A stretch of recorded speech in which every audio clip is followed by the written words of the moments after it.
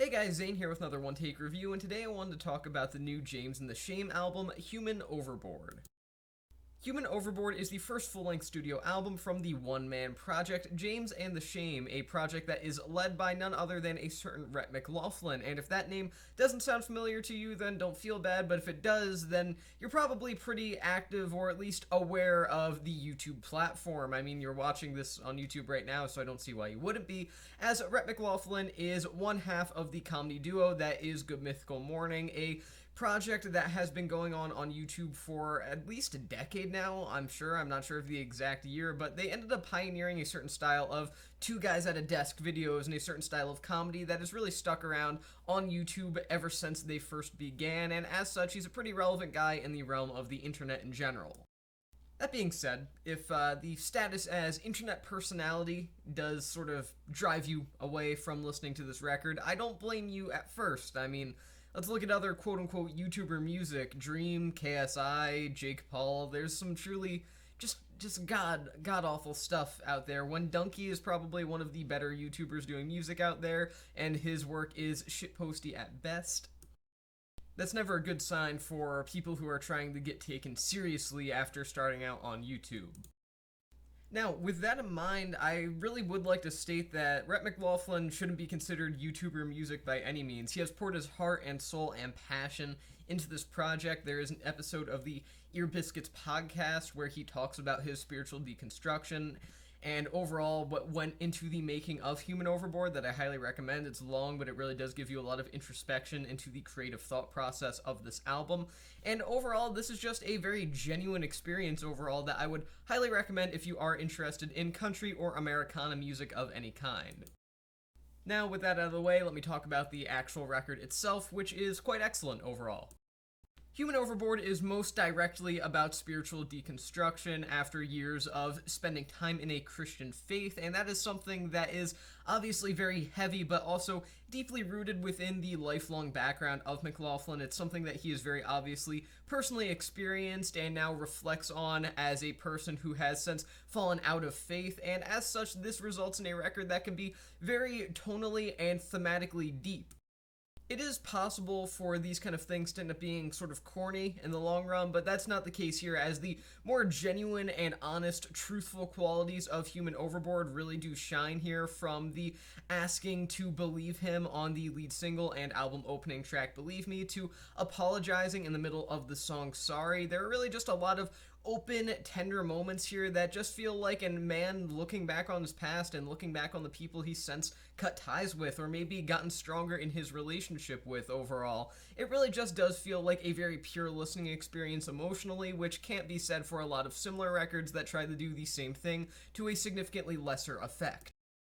Simply put, there is a brutal level of honesty here in McLaughlin's words that could arguably, in time, put him on the same tier as modern country greats like Jason Isbell or Orville Peck, just about his own particular realm of living life, of living a life that has involved spiritual deconstruction and moving away from religion, or at the very least organized religion, and becoming a bit more of a gray area while not exactly becoming a pure 100% total atheist either, and sort of just being yourself and exclusively yourself, not really following in any particular theological or spiritual footsteps or paths. I really do feel like this is a unique album overall that genuinely does already put Rhett McLaughlin pretty far up there in terms of great country writers. This also isn't the only thing that he focuses on. Of course, religion is kind of the primary thing that's being talked about on Human Overboard, but it's important that that isn't all that he talks about, because it's not a concept record by any means, as the songs don't necessarily bleed together. And if it were just songs about spiritual deconstruction, it would get so heavy after a while, tonally and thematically, that I really do feel like it would eventually kind of wear on the listener a little bit. But thankfully, he breaks things up with a lot of really, again, just heartfelt and tender moments, talking about his children or his wife, for example. If anything, this aspect of the album really just does demonstrate McLaughlin's evolution as a human being, kind of choosing to focus on his family and general personal life a little bit more from a more secular perspective. And again, it just develops the aspect of this album that shows how much he has grown as a person from where he was and talking about what he is actually, writing about that sort of earlier part of his life to where he is today as he records this album.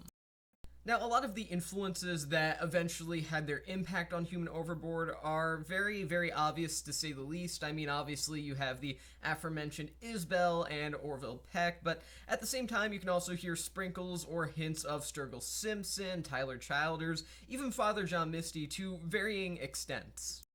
The song Kill a Man as well also takes heavy notes from classic outlaw country legends like Waylon Jennings, so needless to say, the influences here do span the decades, but they are all very, very obvious nonetheless, and if you are the kind of person that really looks forward to super artsy, super unique, breaking down walls and creativity kind of records, I really would not recommend this album to you, as it's not, but where McLaughlin lacks in this sort of, not necessarily originality, but lacks in a sort of lack of anything new to present, he really does make up for it in passion.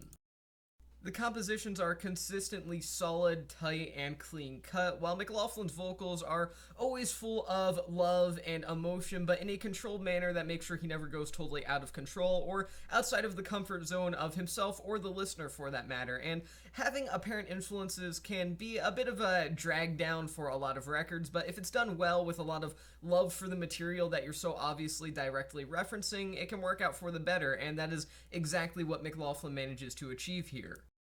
So overall, Human Overboard was a great album overall, and I really just think that it's a fantastic listen that you need to hear if you are interested in country music. Look past the fact that this was created by someone who's an internet personality, if you even want to use that term. This is just pure honesty from a man who has gone through spiritual deconstruction and is now at a point in his life where he can reflect on that as well as where he is at now. Was I expecting this to be easily one of my favorite singer-songwriter albums of the year? No, not at all, but it kind of actually is, so I'm going to give this record 4.5 stars out of 5. My one take on this album is that Human Overboard is a fantastic exercise in introspective country from a man that has been through just about everything you can imagine and back with the passion to prove it. So again, 4.5 stars out of 5, and with that being said, that's the end of this review, and I'll see you guys in the next one.